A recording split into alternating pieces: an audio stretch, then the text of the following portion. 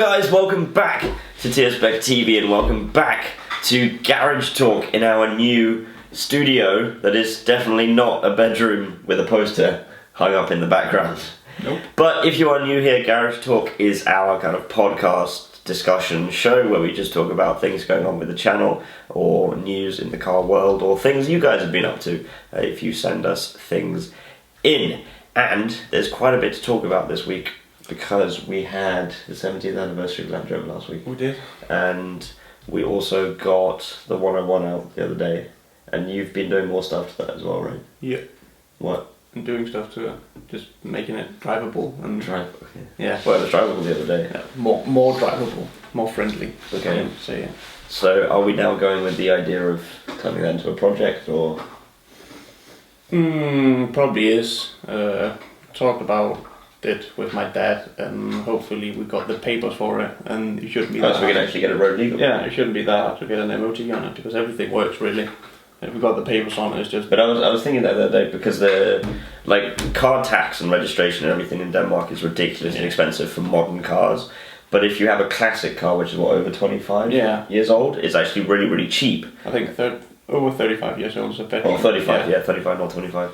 And what was the registration fee? It was like 600 kroner or something silly. It was like nothing. 600 to 800 kroner. Which is like, what, £50 or something, or £70. That's each year. You could have like a 101 on the road for like £70 a year. Yeah. And then you got to insure it, obviously, but like the actual registration and tax is like next to nothing compared to like a modern, like our Defenders or something. And you have to get an MOT on it every 8th year, I think it is. 8th year, it's not 2 years like a normal car. 8th year. But I love that logic. It's like, it's an old car, so it's going to be more, pollute more, have more issues, etc., be less safe. So we're going to charge you less tax, and you're going to have an MOT every 8 years instead of every 2 years. Like, the logic is a bit weird. But, so you've ordered new stuff for it, haven't you? Actually, I haven't yet, but my dad ordered a new water pump which should be arriving today. So when we're done here, hopefully we'll be down there and I'll be changing that over. And otherwise, I'm just soundproofing that Miller console bit. As long as it's actually covered with something, I don't care how it sounds. I just don't want to be sprayed with oil. So right now I'm painting it, and then I'm putting some I think it's 3 centimeters thick foam underneath it. That'd be an interesting comparison actually because again, if you don't know, we did the previous video from this one should be at least our 101 video where we did actually revive one of the Land Rover 101s we have, which is a project we were going to start a long time ago, never happened, and we got it back out for the summer, and we got it running after 15 years or more. Did you ever find out how long it hadn't been running? No, but between 10 and 15 years. Yeah, so 10 or 15 years the 101 hadn't been running, we got it running, and now it's that dangerous slippery slope where it's becoming a project. Yeah. And we're going to start buying things for it. We went out filming with it and it was incredibly noisy because we didn't put the engine cover on, and now you've bought a bunch of sound insulation and a water pump. And we were just saying that it shouldn't be that difficult to get it on the road and on license plates, because it would just be, obviously it's not going to go very long distances, but just it'd be a fun car to have and workshop truck or whatever we want to use it for. So that would be very cool, and judging from the comments, the video hasn't even been out for 24 hours, and the comments and things we've been receiving is very positive, and there's a lot of enthusiasm for that. There's also a lot of enthusiasm for the Unimog, which is parked next to that. Yeah. So whether that's going to be another thing, I don't know, but how much trouble do you think that needs to start? It can start on the point. Really? Yeah, there's nothing wrong with it. I don't know what they want to see from us, just doing off-roading and pulling stuff with it. But it works. We use it if anything gets stuck. Based on what we've done before, I don't think if we just get it out and drive it, I think people will be going mad. So maybe we'll get the Unimog out at some point this summer. The weather is ridiculously good right now, so there's no reason not to be outside doing things. So if we can just take the Unimog out for a drive, we're out of the barn, even though that was originally meant for Land Rovers, but we can do it on the Unimog. But I haven't seen it move for a long time. But it's every time I do see it move, it doesn't. There's nothing wrong with it. No. It's just it's a Mercedes. You park it in a barn and it will fire straight up, no matter how long time. Yeah, exactly. So there's maybe that will be coming soon. But anyway, moving on from that, of course, what was it? 2 weeks ago now we had the 70th anniversary of Land Rover. 2 weeks. April 30th, I think it was. Yeah, that's 2 weeks ago. So we went to a Danish Land Rover Club meet on the 29th, and then on the 30th it was actual, what Land Rover called World Land Rover Day. Unfortunately, you were at work. Yeah. I think. When you were like on operations or something, weren't you? Yeah. Because I remember it was pissing down with rain, and you were outside or something, weren't you? Yeah, I was in Oxbow, which is a training area, which is pretty much the equivalent of the Danish Mordor from Lord of the Rings. It's just death and sand and rain comes from downwards up sometimes. And, it's just its own little ecosystem somewhere in Denmark. Sounds like fun. Yeah, it's not. But yeah, it was World Land Rover Day, 70th anniversary of Land Rover. I was fortunate enough to go to a kind of small celebration for Land Rover the Land Rover Denmark were hosting. And then Land Rover also did a live stream broadcast thing in the evening. Did you see that? No. You didn't? It was on YouTube. But it was about 35 minutes long or something. They did a broadcast just going through like highlights of Land Rover and special vehicles, things like that. It's worth watching. It's on Land Rover's YouTube channel if you haven't seen it. But there was a lot of hype around the idea that they were going to reveal the new Defender. Yeah. And it didn't happen. Like, there was so much hype, and I think everyone expected it because they kept building it up. And if a company has the nerve to actually like almost mark their own holiday, like this is World Land Rover Day, and it was just like everyone was expecting like at least a sneak peek, just something. And there was absolutely nothing. So I think for some people it was a bit like it fell a bit flat. Don't get me wrong, what they did was awesome. They did some really cool things, but I just think a lot of people were expecting the new Defender, and I almost thought it was quite strange that they didn't, because I thought like it would be such a good opportunity to do it and like use that hype around it. So I have no idea when we're going to see it now, because I thought it was going to be that. So unless it's like Geneva Motor Show next year, which I might be going to actually, but unless it's that, I don't know, because it's supposed to be coming in 2019. Yeah. So like it wouldn't be unreasonable for them to reveal a concept now and then reveal like the finished thing next year. But at the same time, like I'm wondering whether they're being super duper secretive about it because they had that concept, what was the DC100 or something, which didn't go that well, or people weren't that much a fan of. Yeah. So maybe they're just like, they're not going to show anything of it until it comes out. They're not going to show any concepts, any designs or anything. And I keep getting conflicting things because we get some people on that. I've had some people send messages and things, like fans of the channel, who say that they work for Land Rover or something, and they're like, "Oh, I've seen the new Defender." I'm like, "Yeah, have you?" And then they say, "Oh, it's actually really," or some of them say they have seen it and it's really similar to the new one. I've also heard people say they've actually been to private viewings because they're like important people or their customers or whatever, and they say it actually looks really good. So I don't know what to trust, because and then the design, what's his name? I can't remember the design. What's his name? The designer, like Jerry McGovern or whatever he's called. Sorry if I got butchered that name, but he's probably got something completely different. But he was quoted as saying it wasn't going to be that similar, I think, to the previous one. So I have no idea what to expect. There was, let's see if I can find it now. There was a concept. It was just a render posted by, I think, Autocar magazine, and I think Land Rover Photo Album's Instagram page posted it, and it was this, and that was just like I don't know whether there's anything to back that up, or whether it was just a complete, like, someone just made that up, like, oh, it could look like this, because obviously it follows the design language of the current Land Rovers, like it fits with what they look like. Yeah, it does. But I kind of like that in a way. I don't think it was terrible. No.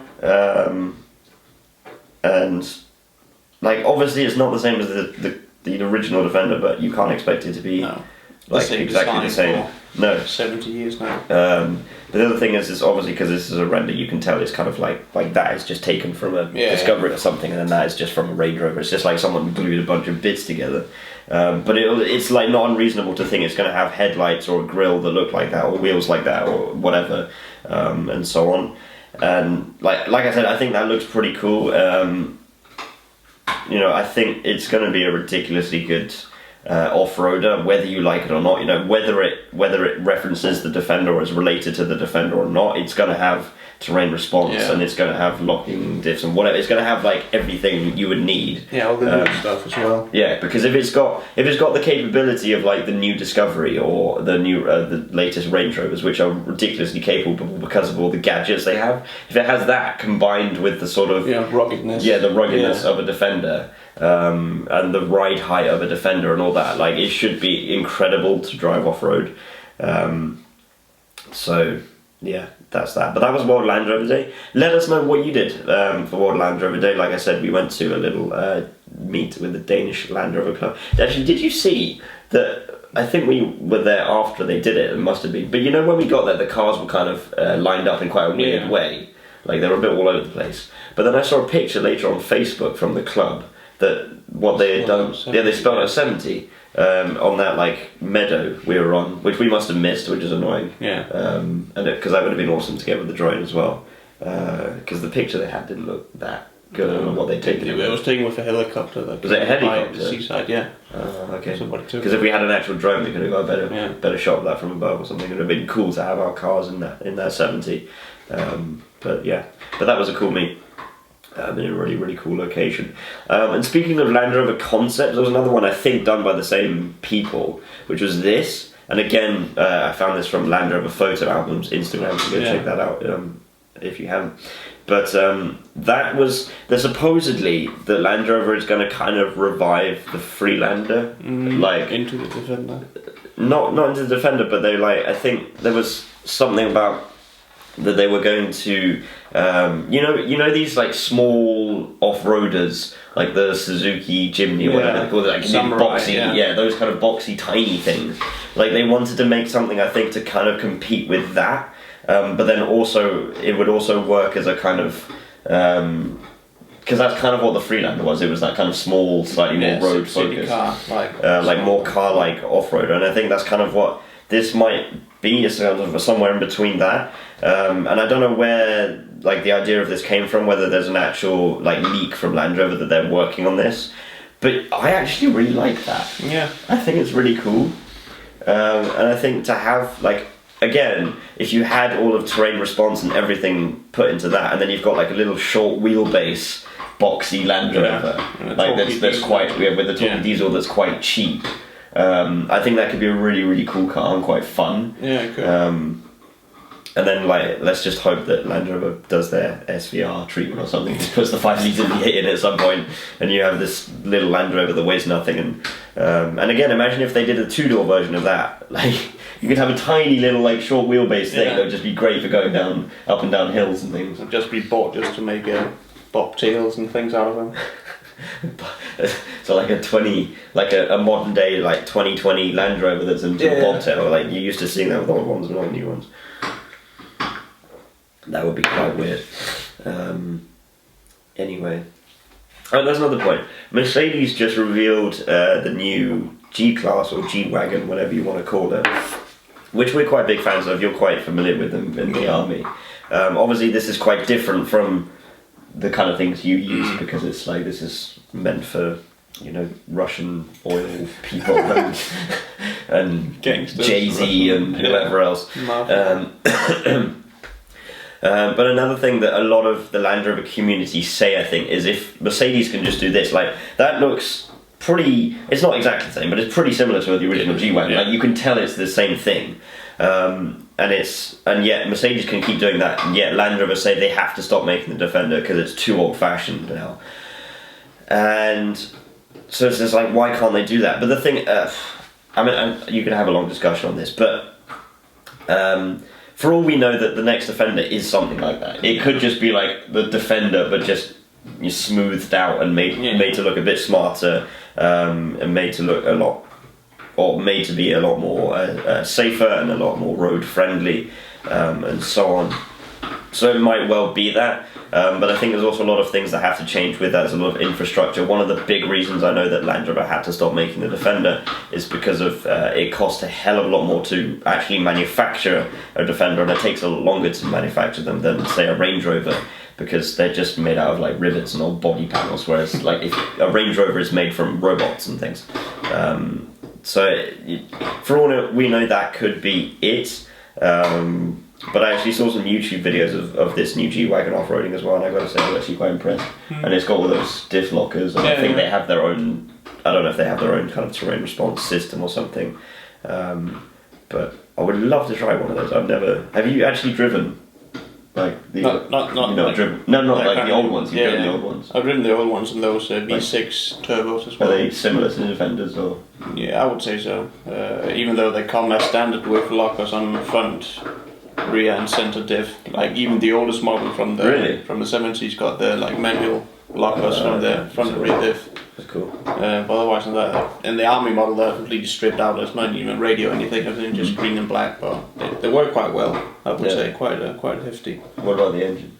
Was it V6? Yeah, the V6 and the new ones turbo. I think they push out about 200 horsepower more than that. So they're really torquey. That's pretty good. Yeah, that's pretty good. Well, and this Mercedes is built like a tank. Yeah, exactly. They're quite well driving, but I would still prefer a Defender for the simplicity, because the new engines are like big and electronics everywhere. Yeah. Compared to a Defender like a 200 TDI. I'd always take a Defender just because it's a Defender. But yeah, also that. But speaking of engines, we've also, you may have seen on social media, we also have the engine for the Creeper now. We do. I'm not going to say it. No. But we've got the engine and the gearbox for the Creeper, and that's going to be continuing pretty soon. Yeah. Right? And got with it as well to help us out. Yeah. Can you say? Oh, just bleep that out. Yeah, just bleep that out. Okay. So we have a man who knows things about this particular engine or type of engine, who is going to be helping us on this project. Anyway, we have an expert on board. That bit is just. We have an expert on board. We have the gearbox. We have the engine. And no one has guessed what it is yet, amusingly. We have had so many guesses, completely bizarre guesses. Yeah, been all over the place. Like, all over the place, literally, and no one has guessed what it is. So, you can keep guessing. We'll hold on to the promise that whoever guesses it will get free stickers as well. Yeah. And that's about it. We're not going to reveal it in the next episode, I guess, because the next episode isn't going to be focused on the engine, is it? No, but we could probably reveal it soon. I feel like we can do it when we do motor work on it, because I need to buy loads of stuff for it. Yeah, to make it not stuck. I mean, I feel like we should just drag it on as well as we can, just for the suspense, and also for the fact that I think a lot of people are quite confused about what the engine is. And some amusing ones as well, because obviously we set up the idea that it's the Creeper and it's going to be this kind of sleeper cruiser thing that has way too much power for us, or more power than a series should have. And then there's people guessing like, oh, is it a 200 TDI? I'm like, there's not 200 TDI like a sleeper, unless you do a lot of work to it. So there's some interesting guesses. There's everything from 200 and 300 TDIs to Jaguar V12s and Perkins Cummins and all of those things. All kinds of guesses from every end of the scale. So that will continue soon. The Creeper is definitely coming back. I'm going to call this segment Sickly 6x6s. Sickly 6x6s. I found these two 6x6s somewhere on the internet, which both are not the nicest things in the world. The first one is actually meant to be a copy of the Mercedes 6x6. This is like a Chinese company. So this is like a cheap Chinese copy of the Mercedes 6x6. But what I found most amusing about this is that the actual Mercedes 6x6 has a twin turbo V8. This has a 2.3 litre inline 4. So compared to a twin turbo V8. So you got a washing machine for an engine. Yeah, with something that's that big. And these things are big. Actually, I don't know, to be honest, if this... I just noticed as well, there's like what looks like a copy of a G-Class as well in the background. This is probably some kind of Chinese version of Mercedes. Yeah, that's all 2.3 litres of that. So... Poor maybe it's like... Maybe that's like the same size as a Defender 90. It might be really small. So, you never know. Anyway, and then on top of that was this, which is only a concept, but it was a company, I think it was a yacht company or something weird like that. It wasn't a car company, or something related to yachts, or a yacht company that designed it. But obviously it's a Range Rover that's had 2 more wheels added onto it. But my initial thoughts of this is, if you're going to make a brand new, if you have the money and the engineering to make a 6-wheeled new Range Rover, why would you make it look like that? Yeah. Like, why not make something cool? I think the idea was it was for rich people in Monaco to drive, from their house to their yacht or something about it, and that's why it looks like a yacht just had a baby with a Range Rover, and the wheels look like my mother's silverware. But yeah, apart from that, yeah, I'm not sure. No. But let's move on for that before I throw up. Team Synchro Racing. Some of you may know Synchro Gearboxes. They are a company we've worked with quite a bit before. They make the Slick Shift, which is a fantastic product that is on my car, and they do a bunch of other gearbox stuff. They make gearboxes, transfer boxes, clutches, all kinds of things, and they're kind of the best in the business as far as I know when it comes to Land Rovers. But they also have a racing team now called Team Synchro Racing, which we are actually sponsors of. And the way in which we are sponsors is that we are supposed to be reporting on them, doing videos on them, and so on. Unfortunately, because of geographical issues, we're in Denmark, they're in England, we haven't actually sort of teamed up with them to do anything yet. We will do a full feature on this in the next episode of Garage Talk. I just haven't prepared for this just yet. But they're heading to King of France. Oh, I should probably explain what kind of racing team they are. That would help, because they're not a NASCAR team or anything like that. But they are a race team for the Ultra 4 series, which is like this super hardcore off-road series. It was featured on Top Gear, I think, a couple of seasons back as well. And they've just about finished building their car. And they're going to something called King of France, I think, this week with that car. And we'll be updating you more. And they are also going to be at LRO. I've spoken to the Shabs, and they're bringing the car to LRO. So I've already agreed with the Shabs, who run Synchro Gearboxes, that I'm going to do a video, or like a standalone video on that car, and he's going to show us around it. So that is the plan with that, but there'll be plenty more coming on that as well. And lastly, to finish up this video, I want to talk about a fan submission. We have said before that if you have pictures, videos, questions, whatever, then you can send them in, and we'll discuss them, show them off on Garage Talk. And we did indeed get a very cool submission last time from a fan, Edward Perkins, who we're actually quite familiar with. We've both met Edward a few times. He owns a P38 that I love quite a lot, because as you'll see, it's a P38 that gets used properly. It really does. And he went on an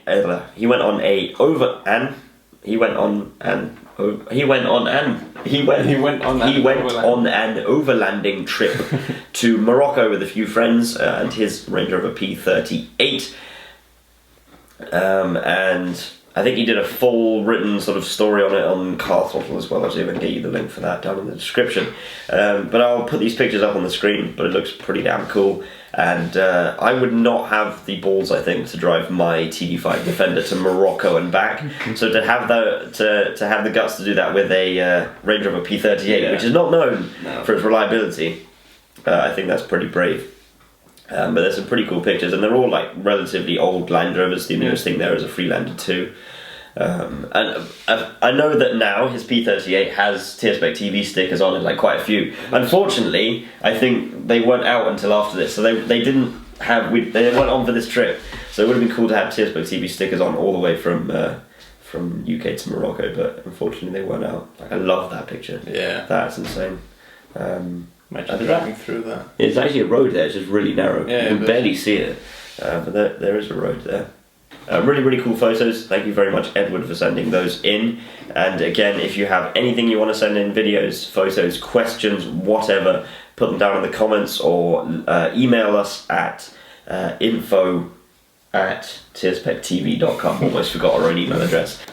And that's about it for this episode. The last thing I want to mention is merch, because since the last time we did an episode of Garage Talk, we have now started selling TirsbaekTV merchandise in the form of stickers. And in fact, today the keyrings are arriving. They should be arriving today. So in the video, the Earth Day video, I say Earth Day because we weren't really doing much good for the Earth. But in the Earth Day video we did a few weeks ago where we went off-roading, we also revealed some TirsbaekTV key tags. I actually have one.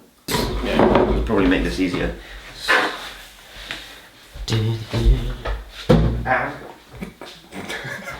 TirsbaekTV key tags, they'll be going on sale very soon. At the moment we only have the one variety with just Defender things on the other side, but we've discussed that we're going to probably get some other designs as well, because we do realise that quite a lot of you don't necessarily have Defenders, and it'd be quite odd to have this on your car keys, for example, if you don't have a Defender and it says just Defender things. So there'll be plenty of other varieties. I have quite a few in mind.